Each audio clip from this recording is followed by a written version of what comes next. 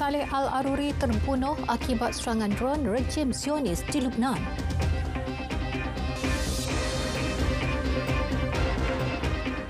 Assalamualaikum dan salam Malaysia Madani. Perkembangan konflik Israel-Palestin. Timbalan Ketua Hamas Saleh Al-Aruri terbunuh dalam serangan drone tentera Negara Haram Israel di Beirut, Lebanon semalam. Saleh merupakan pemimpin kanan Hamas pertama yang terbunuh sejak pertempuran Hamas Israel bermula 7 Oktober tahun lalu. Menerusi stesen TV rasminya, Hamas turut mengesahkan 2 lagi anggotanya terbunuh. Pegawai Kanan Keselamatan Lebanon memaklumkan AFP 2 anggota Hamas yang maut itu merupakan pengawal peribadi Saleh.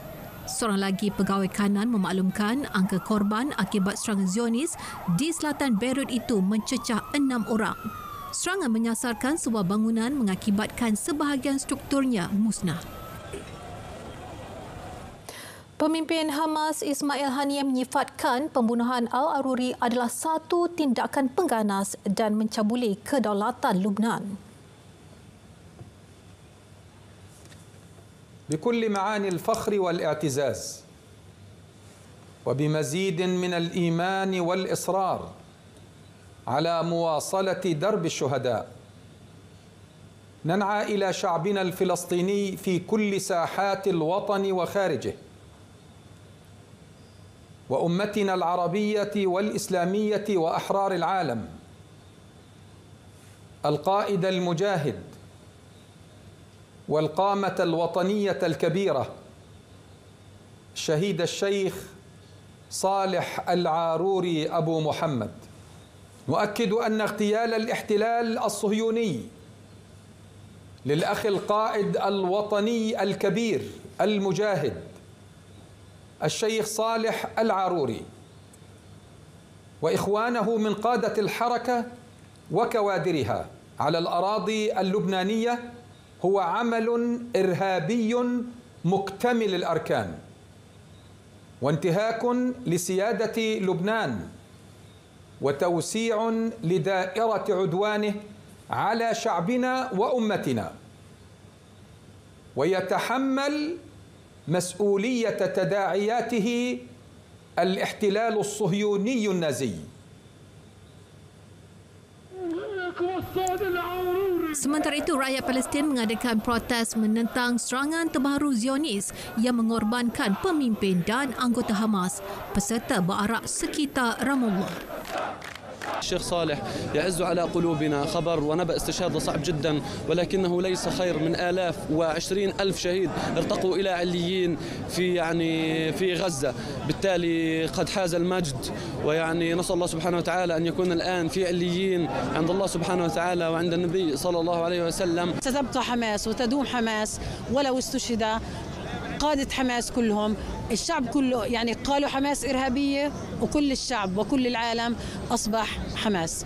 فلن تنتهي حماس باستشهاد أخونا العاروري ولن تنتهي حماس باستشهاد قادتها.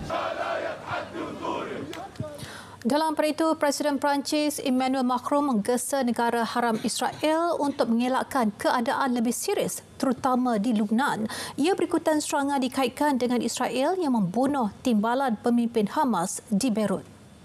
2023 aura été marqué par la poursuite de la guerre. Macron juga dilaporkan turut menghubungi Menteri Israel dan anggota Kabinet Perang Benny Gantz agar elakkan sebarang keadaan yang lebih serius. Jelasnya Perancis akan terus menyampaikan mesej tersebut kepada semua pihak yang terbabit secara langsung atau tidak langsung dalam kawasan itu. Timbalan Ketua Hamas Saleh Al-Aruri terbunuh bersama pengawal peribadinya dalam serangan oleh Israel yang berikrar untuk memusnahkan Hamas selepas serangan 7 Oktober tahun lalu. Tindakan ini mungkin akan membawa konflik yang lebih besar di rantau berkenaan. Beberapa siri penghantaran bantuan kemanusiaan ke utara Gaza telah dilaksana Agensi Pelarian Palestin PBB sejak bulan lalu. Bantuan tetap dihantar meskipun konvoi diserang.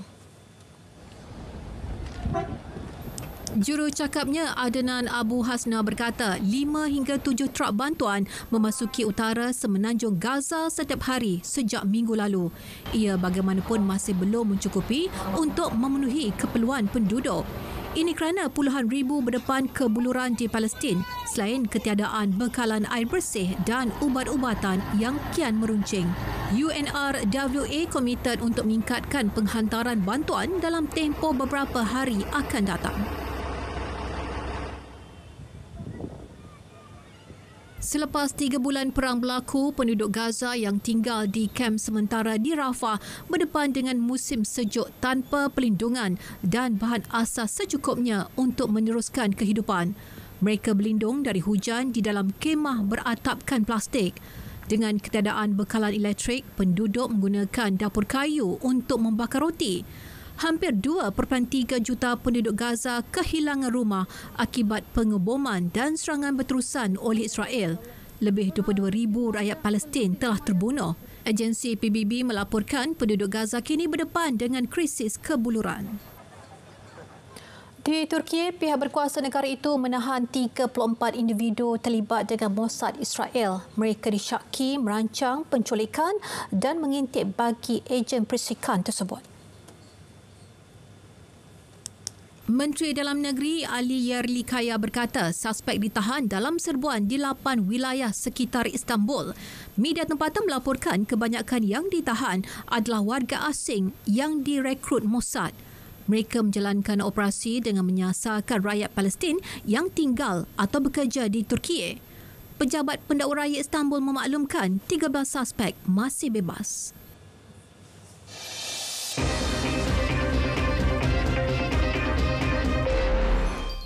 Gempa bumi di Jepun. Angka korban akibat bencana tersebut kini dilaporkan meningkat kepada 62 mangsa, manakala 22 lagi dilaporkan cedera parah. Menurut pihak berkuasa, angka itu dijangka terus meningkat berikutan gempa susulan dan cuaca buruk. Pasukan penyelamat meneruskan usaha pencarian mangsa yang hilang di kawasan runtuhan. Lebih daripada 31,800 mangsa kini ditempatkan di pusat pemindahan sementara. Kebanyakan wilayah terkesan masih lagi terputus bekalan elektrik dan air. Bagaimanapun, tren berkelajuan tinggi Shinkansen dan lebuh raya sudah mula beroperasi selepas ribuan terkandas hampir 24 jam. Kerajaan pimpinan Fumio Kishida dijadual mengadakan perbincangan untuk tidak balas bencana hari ini bersama pasukan petugas kecemasan. Masih di Jepun, 5 anak kapal maut selepas pesawat yang dinaiki bertembung dengan pesawat Japan Airlines di lapangan terbang Haneda, Tokyo.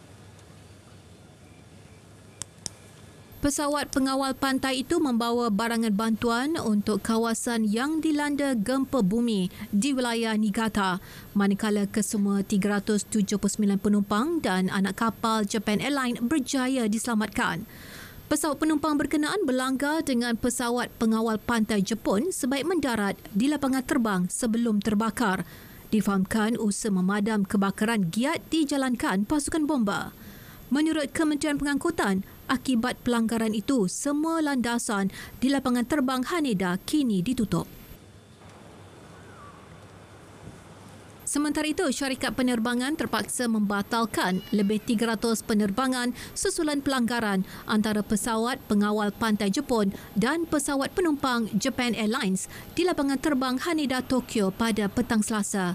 Nahas itu memaksa semua landasan lapangan terbang ditutup hingga menyebabkan pembatalan sebanyak 226 penerbangan yang tiba dan berlepas dari Haneda sekaligus menjejaskan lebih 40,000 penumpang. Walaupun 3 landasan dibuka semula pada hari ini, namun kira-kira 100 penerbangan masih dijangka dibatalkan dan mampu menjejaskan perjalanan 19,000 penumpang. Korea Selatan mengalami tahun paling panas dalam sejarahnya pada 2023 dan ia memecahkan rekod dicatatkan sebelum ini yang disebabkan oleh kesan pemanasan global. Peningkatan ketara suhu itu menandakan peristiwa penting mengatasi rekod sebelum ini yang dicatatkan pada 2016 iaitu 13.4 Celsius. Pentadbiran Meteorologi Korea menganggap tahun ini sebagai titik permulaan penting untuk rekod cuaca di Korea Selatan. Jangkaan terhadap cuaca panas yang tidak pernah berlaku sebelum ini adalah jelas memandangkan peningkatan suhu secara konsisten di seluruh negara dari Januari hingga November. Malah pada bulan terakhir tahun lalu, cuaca panas berterusan kecuali tempoh sejuk yang singkat pada pertengahan Disember apabila negara mengalami suhu di bawah paras beku dari 16 hingga 25 Disember.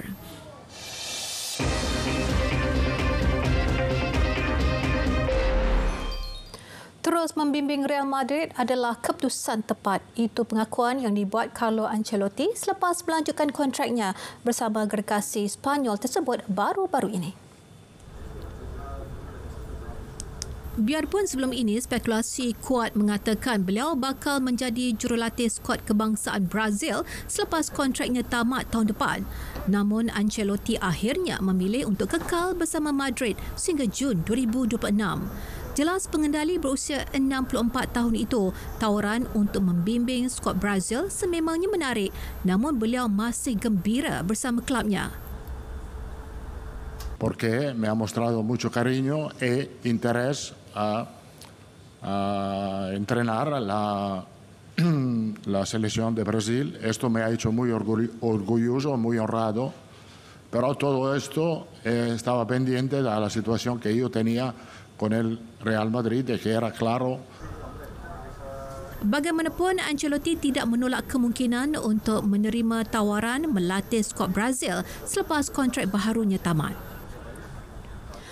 Kelab Birmingham City memecat ketua jurulatihnya Wayne Rooney selepas mengharungi musim yang teruk. Rooney yang dilantik pada Oktober hanya sempat mengendalikan kelab yang bermain di Liga Kejuaraan itu kurang daripada 3 bulan.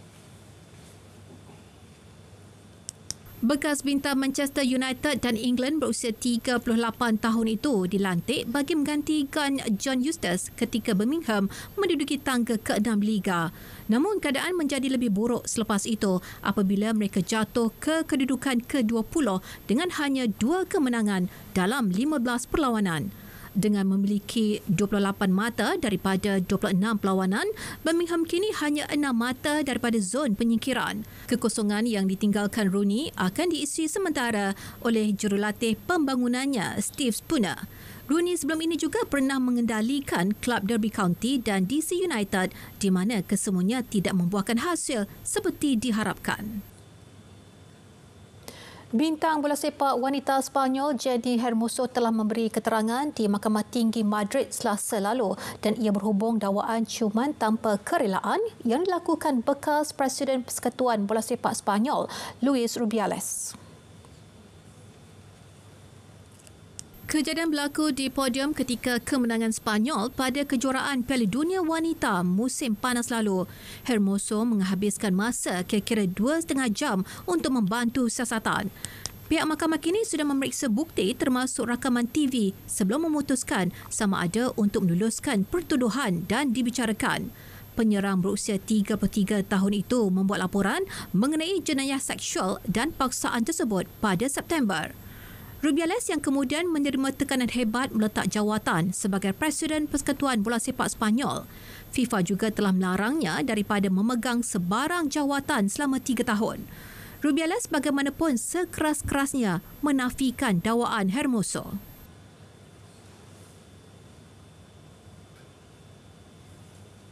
Baik, dunia 10 berakhir di sini. Dari sungai hingga ke segara Palestin pasti merdeka. Dengan itu, Assalamualaikum. Salam Malaysia Madani.